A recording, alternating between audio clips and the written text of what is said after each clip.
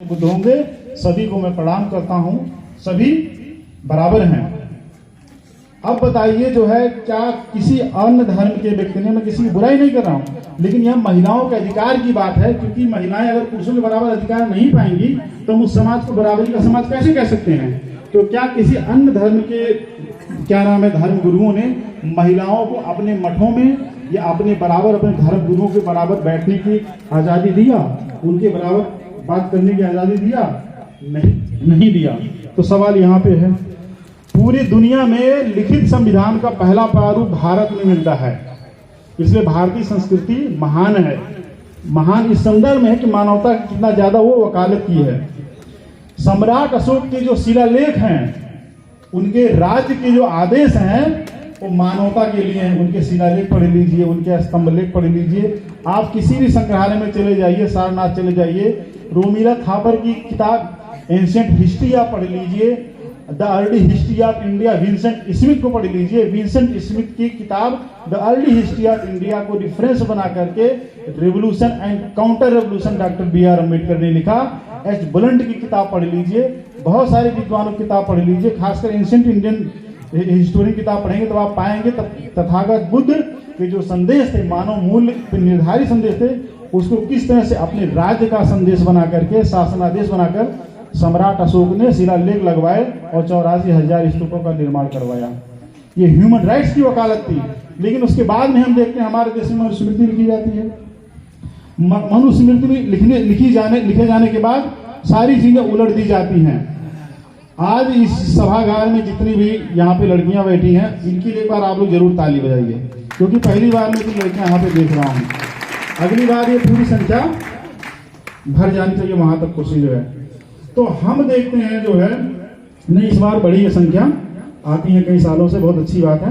तो मैं ये कह रहा हूं कि मनुस्मृति हमारे देश में लिखी जाती है और सीधे लिखी जाती है अध्याय 3 श्लोक 13 में। जिसको किताब पढ़ना जाके पढ़ ले कि महिलाओं को वो आजादी नहीं है। पहले उसकी बेटा रक्षा करेगा, बाप रक्षा करेगा, उसके बाद पति उसको अपनी गिरफ्त में रखेगा, घूंघट में रहेंगी। एक व्यवस्था कहती है नकाब में रहेंगी। तो जब महिलाएं घूंघट में रहेंगी, अपनी शक्ल किसी को दिखा नहीं सकती, अपना नाम किसी को बता नहीं सकती, अपने पति का नाम ले नहीं सकती, अपने पिता की संपत्ति में उनका कोई अधिकार नहीं है, शादी होने के बाद उनको अपने पति की संपत्ति में अधिकार नहीं है, तो उनका ह्यूमन राइट्स कहाँ है? क्या हम 50% आबादी को, जो महिलाओं की आबादी है, क्या हम उनको अधिकार दे रहे हैं? नहीं दे रहे हैं। तो ये कौन सी संस्कृति कह रही थी? ये वही संस्कृति कह रही थी जो कह रही थी महिलाओं को नकाब में रखो, महिलाओं को घूंघट में रखो। ये वही संस्कृति थी। तो इसलिए हम कह रहे हैं कि कौन मानवता के विरोध में है, कौन मानवता के सपोर्ट में है। अब मैं बाबा साहब की बात करना चाहूंगा। बाबा साहब के बारे में मोटा मोटी हम लोग बहुत सारी बातें जानते हैं, लेकिन यह बात समझने की जरूरत है कि बाबा साहब इस देश की राजधानी हैदराबाद बनाना चाहते थे। पिछली बार शायद मैं कहा था, हो सकता कुछ लोगों को जानकारी हो, इसलिए हैदराबाद बनाना चाहते थे। बाबा साहब की जो फॉरेन पॉलिसी थी, डिफेंस मैकेनिज्म पे बाबा साहब के जो विचार थे, बाबा साहब से संविधान नहीं लिखे, बाबा साहब से धर्मों का अध्ययन नहीं किया और बुद्धिज्म को सिर्फ अपनाए नहीं, इसके अलावा जो उनके काम है उसको बता रहा हूं आपको। बाबा साहब बताए कि अगर इस देश की राजधानी दिल्ली होगी तो अफगानिस्तान, पाकिस्तान, चाइना, तिब्बत, नेपाल अगर बमबारी करता है तो सबसे पहले हमारे देश की राजधानी खतरे में पड़ जाएगी जो है। इसलिए उन्होंने कहा कि हमारे देश की राजधानी दिल्ली नहीं होनी चाहिए। फिर कुछ लोगों ने कहा क्या बाबा साहब मुंबई होनी चाहिए? बोले बिल्कुल भी मुंबई नहीं होनी चाहिए, और मैं मराठी हूँ, महाराष्ट्र का रहने वाला हूँ, तो मैं इसका विरोध इसलिए भी करता हूं कि ये देश की राजधानी नहीं होनी चाहिए, क्योंकि ये समुद्री इलाके में समुद्र के तट पर टिकी हुई राजधानी है। अगर Afghanistan, African countries, Arabian countries बमबारी करती है तो हमारे देश की राजधानी पहले उड़ेगी, हम लोग तो बाद में उड़ेंगे। इसके बाद जब और नीचे की बात हुई, क्या हम चेन्नई को राजधानी बनाना चाहते हैं? उन्होंने कहा बिल्कुल भी नहीं। फिर कहा कलकत्ता राजधानी तो रह चुकी है, 1911 में दिल्ली आई थी, बोले वो भी नहीं होना चाहिए क्योंकि नीचे के देश बमबारी कर देंगे। तब लोगों ने कहा कहाँ होना चाहिए बाबा साहब? बाबा साहब ने कहा हमारे देश की राजधानी हैदराबाद होनी चाहिए, क्योंकि हैदराबाद हमारे देश के बीचों बीच में है। किसी भी तरफ से अगर विदेशी हमला करते हैं तो हमारी फौज उसे अटैक करके निपट लेगी। और कन्याकुमारी से लेकर के जब कोई व्यक्ति चलता है, दिल्ली तक पहुंचने में 3 दिन 2 रातें लगती हैं, 4-5 दिन उसको लग जाता है।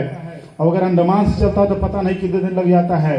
और अगर कोई जम्मू कश्मीर लद्दाख के बेल्ट से, गिलगित बाल्टिस्तान के बेल्ट से उधर से आता है तो उसको बहुत टाइम लगता है। तो इसलिए उन्होंने कहा हमारे देश की राजधानी अगर हैदराबाद रहेगी तो नॉर्थ ईस्ट के लोग और साउथ के लोग और नॉर्थ के लोग आराम से पहुंच सकेंगे, वकालत कर सकेंगे।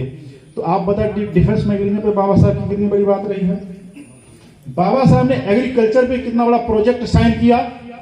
पहले सन 80, 70, 60 के दशक में घरों में खाने के लिए नहीं होते थे, लेकिन वही डैम परियोजना में बाबा साहब ने जो वर्क किया और इंडियन करेंसी को जो उनके डायरेक्शन पे जो आरबीआई बनी कि भारत की अर्थव्यवस्था संचालित हो गई।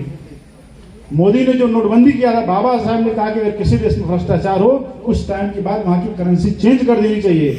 लेकिन बाबा साहब ने यह भी कहा था कि संविधान कितना अच्छा क्यों ना हो, अगर यूटिलाइज करने वाले गलत लोग हैं तो गलत साबित होगा।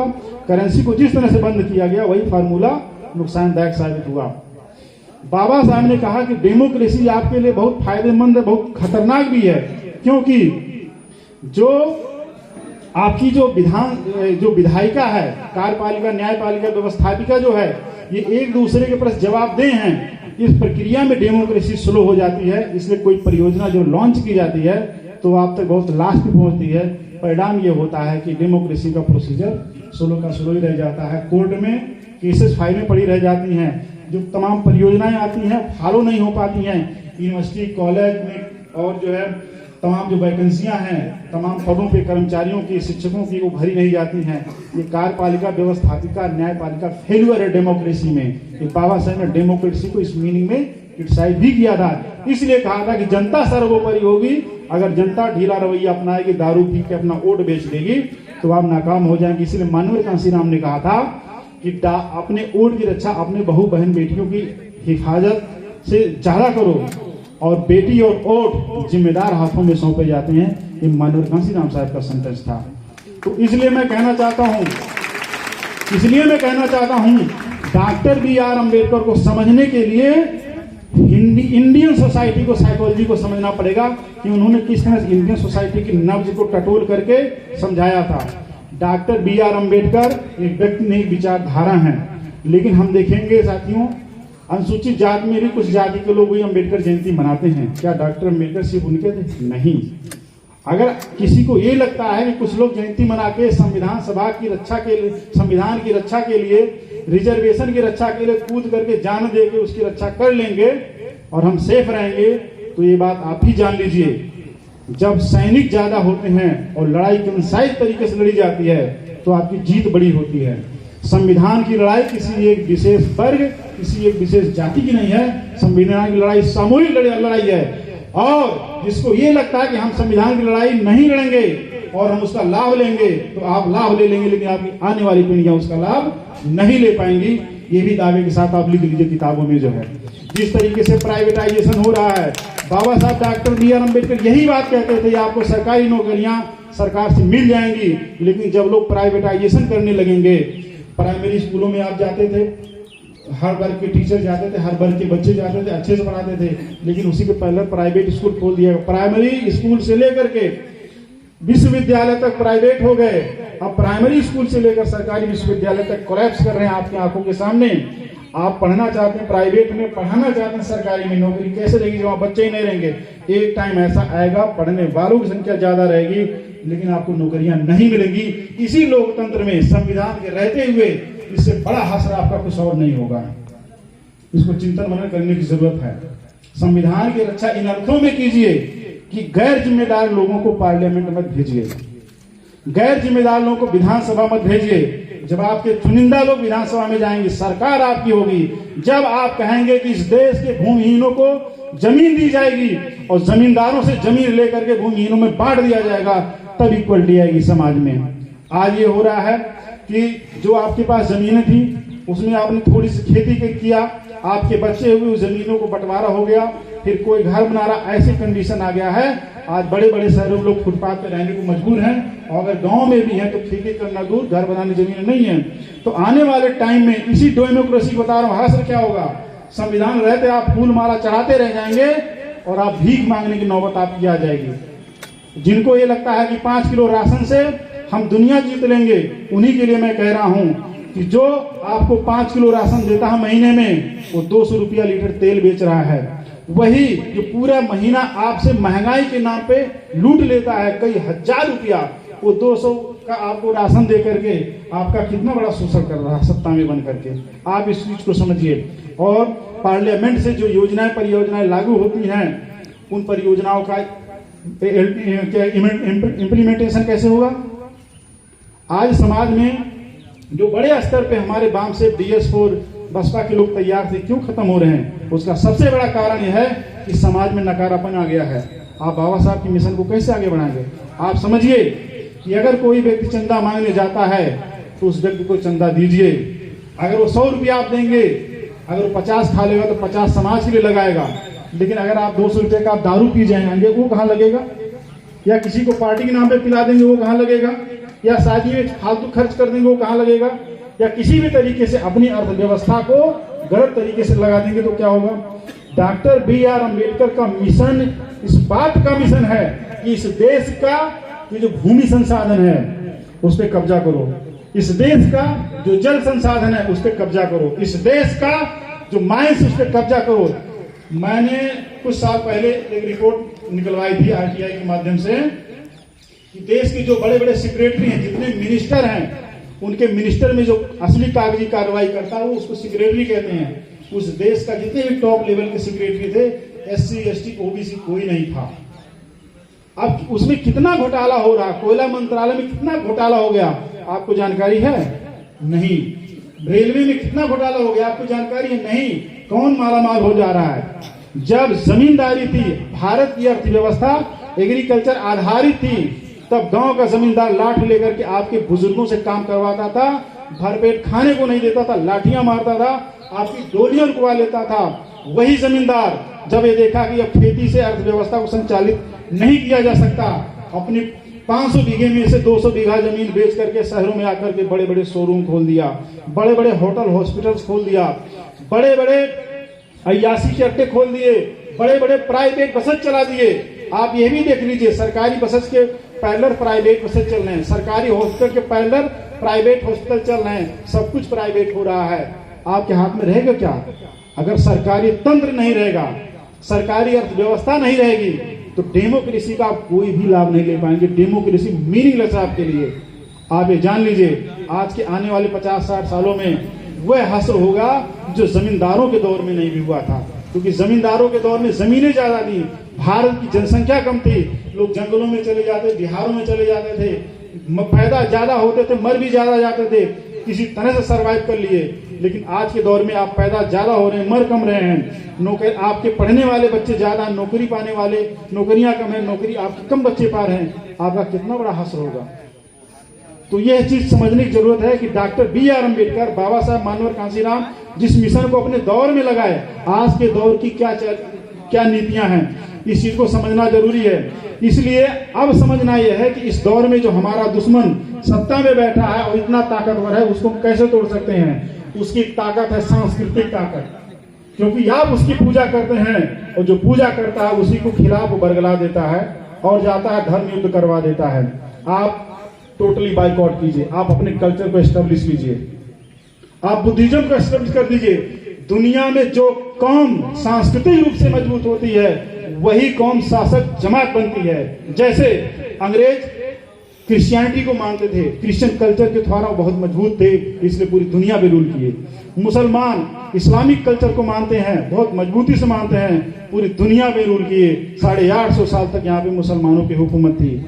आप भी इस भारत भूमि पे, भारतवर्ष पे आप रूल करते, अफगानिस्तान तक, आपका चाइना बॉर्डर तक आपकी शासन व्यवस्था थी, यूरोप के बॉर्डर तक आपकी शासन व्यवस्था थी। कब?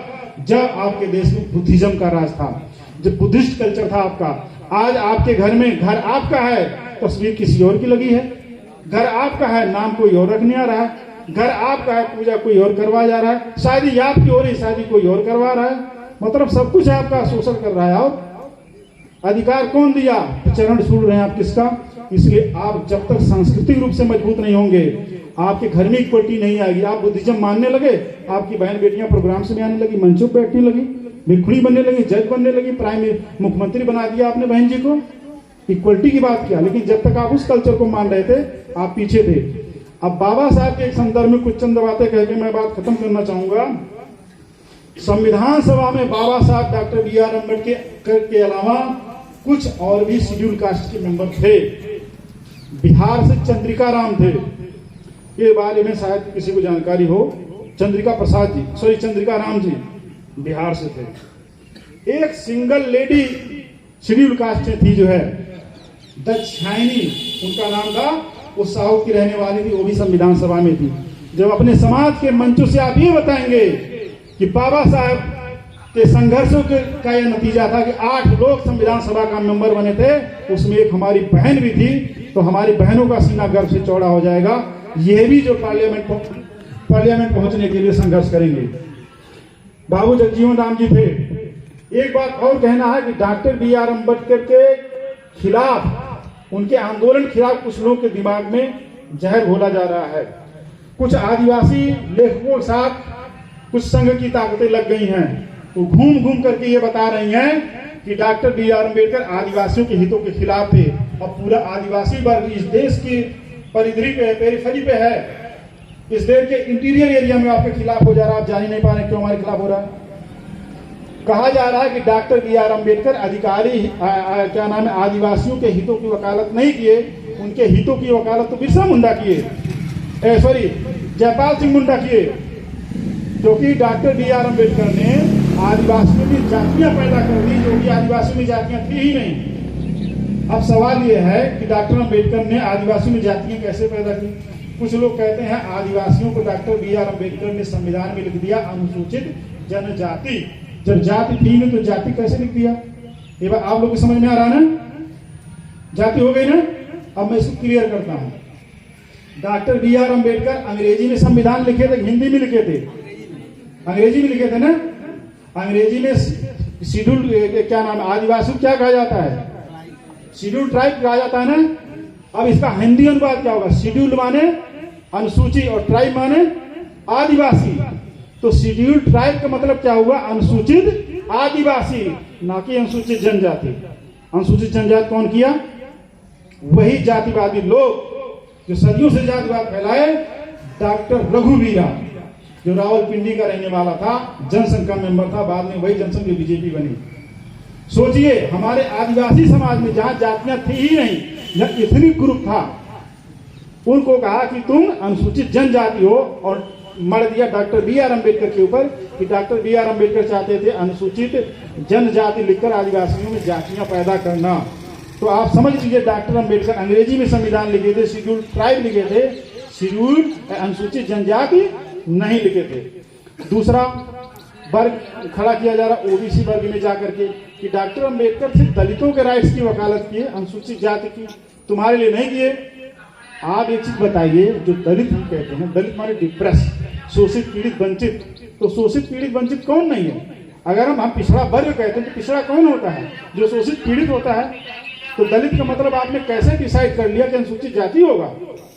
क्या आदिवासी दलित पिछड़ा दलित वंचित नहीं है, क्या उसको उसके अधिकार सारे मिल गए, नहीं मिले हैं, वो भी शोषित पिछड़ा है, तो वो भी दलित है। जिसका शोषण हो रहा है, जिसको ह्यूमन राइट्स नहीं मिले हैं, वो सब दलित हैं। पूरी दुनिया में जितने भी ब्लैक्स थे या जिसका भी शोषण हुआ सब दलित है। दलित की परिभाषा ही है जिसके साथ शोषण, दमन जिसको दल दिया गया हो वही दलित है। जिस दाल दलती है ना माँ बहना घरे में, दला जाता है दाल को, तभी दाल बनती है जब उसका छिलका निकल जाता है। तो यही बात है। तो सवाल यह है कि डॉक्टर बी.आर. अम्बेडकर ने ओबीसी के लिए क्या किया। कहा जाता तुम्हारे लिए कुछ नहीं किया, दलितों को संविधान में आरक्षण का प्रावधान कर दिया। Doctor B R. अम्बेडकर आर्टिकल 340 के माध्यम से लिखा कि there shall be a OBC commission for the upliftment of that community, कि ओबीसी कम्युनिटी के लिए, उनके अपलिफ्टमेंट के लिए, उनकी उन्नति के लिए एक कमीशन का गठन किया जाएगा, जो समिति गठित होगी, उनके यथास्थिति का जायजा लेके उनको आरक्षण देगी। संविधान में डॉक्टर बी.आर. अम्बेडकर लिखे। उसी की लड़ाई मानवर कांसीराम साहब लड़े। पूरे देश में 1500 सभाएं किया मानवर कांसीराम साहब ने, जिनका साथ दिया रामविलास पासवान ने, बाबू जगदेव प्रसाद कुशवाहा जी ने, रामस्वरूप वर्मा जी ने, पेरियार ललित सिंह यादव ने, चौधरी देवीलाल हरियाणा से सपोर्ट किए, इस देश के मुलायम सिंह यादव किए, लालू प्रसाद यादव जी किए, बहुत सारे एससी ओबीसी नेता एक होकर के मंडल कमीशन के माध्यम से ओबीसी आरक्षण ले लिए और वही आरक्षण लिए जो बाबा साहब 1950 में आर्टिकल 340 में लिख के गए थे। क्यों उनको बाद में क्यों देने की नौबत आई? क्योंकि ओबीसी वर्ग को वर्ग लाने में गांधी एंड कंपनी कामयाब हो गई थी कि डॉक्टर अंबेडकर तुमको आरक्षण दे करके तुम्हें अनुसूचित जाति के बगल खड़ा करना चाहते हैं। क्या तुम चमारों के बगल खड़े हो जाओगे? पासियों खटिकों के बगल खड़े होगे? धोबी के बगल खड़े होगे? तुमको नहीं खड़ा होना। और उस वर्ग का ओबीसी वर्ग मान गया कि आरक्षण का मतलब यही है, उनके साथ उठना बैठना खाना पीना रहना, मैं नहीं जाऊंगा। लेकिन बाबा साहब जानते थे कि जब संविधान लागू होगा वो भी एससी वर्ग को एसटी वर्ग को अधिकार मिलेंगे, आगे बढ़ेंगे, तो उनकी आंख खुलेगी, वो भी अपनी बात करेंगे। इसलिए आज ये समझ नहीं पा रहे तो मैं आर्टिकल 340 लिखता हूँ। ये वर्ग हमको कभी विलन साबित नहीं कर पाएगा कि हम तुम्हारे ह्यूमन राइट्स ले नहीं गए थे। तो साथियों ये समझाना है कि डॉक्टर BR अम्बेडकर अगर 340 आर्टिकल नहीं लिखते तो किसी ओबीसी वर्ग को आरक्षण नहीं मिल पाता। इसलिए साथियों मेरा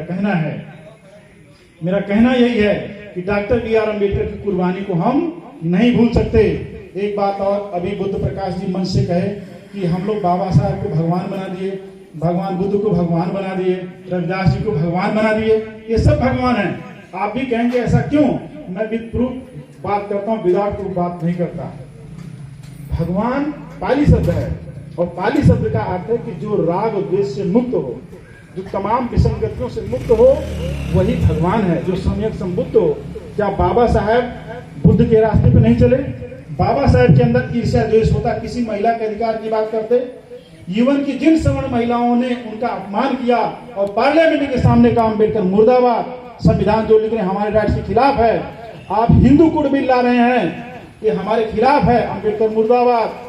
बाबा साहब हंसे उनके ऊपर कि तुम नहीं समझ रही हो, समझोगी, मैं तुम्हारे ही राइट्स की बात कर रहा हूँ और तुम्हारे लोगों के खिलाफ बात कर रहा हूँ जो तुमको आज तक गुलाम बनाए। इस चीज को तुम्हें समझने की जरूरत है। इसलिए कहते हैं साथियों, जो है बाबा साहब चाहे बुद्धा हो, चाहे मानवर कांसीराम, चाहे बहुजन आंदोलन का जितना भी एसेंस है वो पूरी तरीके से बुद्ध के रास्ते पे है। और जो नायक नायिका इस समाज में वो सब भगवान है। भगवान का मतलब यही हो जो राग द्वेष से मुक्त हो, इस चीज को समझना है। भगवान का अर्थ ईश्वर नहीं है। जिस तरीके से भगवान बुद्ध क्षत्रिय थे, राजपूत नहीं थे। कुछ लोग के दिमाग में ये भी घोल दिया गया वो राजपूत थे। भगवान बुद्ध शाक्य वंशी थे और किसी भी राजपूत का गोत्र शाक्य नहीं है। उनकी माता जी कोली वंशी थी और किसी भी राजपूत का गोत्र कोली नहीं है। भगवान बुद्ध जिस इलाके में थे, हम वहीं पे प्रोफेसर हैं। कपिल वस्ती धरती पे उसके 40-50 वर्ग किलोमीटर के एरिया में कोई राजपूत नहीं रहता है। सब उजड़ गए, बाढ़ में बह गए, नदी में बह गए, आंधी आई थी। कैसे भारत भूमि से भारतीय कैसे नहीं उजड़े? इंग्लैंड से अंग्रेज क्यों नहीं उजड़ गए? जहां जो थे वहां पे रहे। अफ्रीका में क्या ब्लैक लोग नहीं हैं? तो उस पूरे एरिया में अगर राजपूतों का शासन था, राजपूत क्यों नहीं है? वो थे ही नहीं। भगवान बुद्ध के बारे में ये जो भ्रांतियां फैला दी गई कि वो राजपूत हैं, क्योंकि अंग्रेज जब इस देश में आए, जमींदारी आई और उन जमींदारों ने कहा मैं राजा हूं। भाई जमींदार कब से राजा हो जाता है? जो एक महल खड़ा करके बोला मैं राजा हूं, ऐसे राजा की परिभाषा ये नहीं है। तो बहुत लोग अपने नाम के आगे कुछ भी लगा लेते हैं, राजा सब जोड़ देते हैं। तो राजा लगाने से कोई राजा नहीं हो जाता है। तो उसी तरीके से क्षत्रिय शब्द का मतलब यही है जो सर पे छत्र को धारण करे, जिसका हम जैसे जितने भी लोग किसी वर्ग के हों, यूनिवर्सिटी में प्रोफेसर बनते हैं तो प्रोफेसर कहा जाता है। ये नहीं कहा जाता है कि ये चमार है या ब्राह्मण है या खटिक है या पासी है या यादव है या कुर्मी, कोई भी है, वहां पे प्रोफेसर कहा जाता है। ठीक उसी तरह से जो राजा वो छत्री कहलाया। तो ये बातें हैं साथियों। तो बाबा साहब डॉक्टर BR अम्बेडकर को समझने के लिए सबसे ज्यादा उनको पढ़िए और तथागत बुद्ध से लेकर मानवर कांसीराम साहब तक की जो हिस्ट्री है, बहुत सारी बातें अगर मैं बातें करूँ विद रेफरेंस तो बहुत टाइम लग जाएगा। अभी इतना ही। जय भीम, नमो बुद्धाय, जय भारत।